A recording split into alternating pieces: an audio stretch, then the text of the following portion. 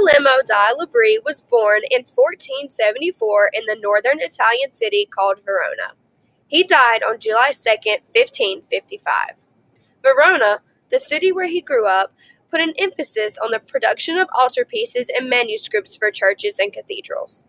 The people of Verona encouraged Girolamo da Libri and other talented people at the Veronese school to paint a more naturalistic look and detail in their paintings, which was inspired by Northern European artists.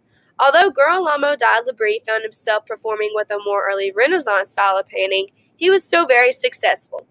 During the time da Libri was alive, he was a painter of many different famous paintings with different styles. One famous altarpiece was called A Deposition from the Cross, and also known by another title called Descent from the Cross.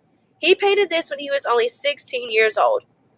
This altarpiece was made for the Santa Maria in Organo in Verona, which is a well-known cathedral there. Another famous artwork by Girolamo da Libri is called The Madonna and Child. This painting was made in 1520 and is an oil on canvas. Almost all of Girolamo da Libri's artworks have a religious theme or background to them. This leads me to the main painting by Girolamo da Libri, which was unrightfully taken by the Nazis in 1944. The title of this artwork is The Presentation of Jesus to the Temple, also known as The Circumcision of Jesus. This painting was made so long ago that no one knows the actual date it was completed, nor the whereabouts until it was taken by Hitler.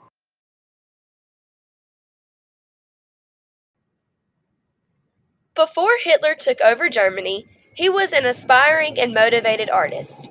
He was rejected twice by an art institute called the Academy of Fine Arts, Vienna. He made an autobiography called Mein Kampf, describing his dreams of being an artist and how they were crushed. Hitler came to reign over Germany, and one of his goals was to get rid of degenerate art. The Nazis would loot art and even had a whole art show making fun of and ridiculing artworks they, the Nazis, had considered degenerate. This art show was known as the Degenerate Art Exhibition and included some great art pieces. Some of these artworks were made by well-known artists, including Max Beckmann, who was German. The Presentation of Jesus to the Temple, or The Circumcision of Jesus to the Temple, by Girolamo da Libri, has little background. The last known whereabouts of this painting is where it was taken from and where it is now. In 1944, the Nazis took one of three artworks. The first artwork of the three is an oil painting titled Virgin and Child. The artist believed to have painted this is Giovanni Battista Cima, also known as Cima da Conchigliano. The second painting that was looted depicts and is titled The Holy Trinity. This artwork is a painting on a panel with a gold background. This was made by Alessio Baldovinetti. Lastly, the third painting, which is the main focus of this film, is titled Circumcision/Presentation of Jesus to the Temple.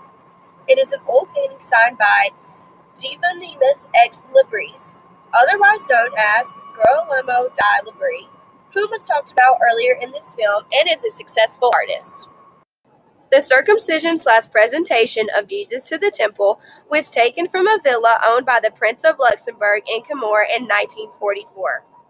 Luckily, all three artworks have been recovered by Italian Carabinieri, which is a group that focuses on cultural heritage protection.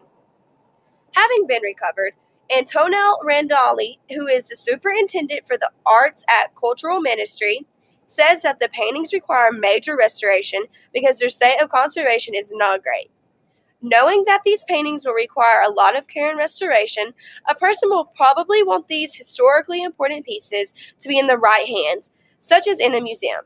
Other people think that they should be returned to their heirs, but police have released to the public that the paintings will not need to be returned to Luxembourg because compensation has already been paid for the loss.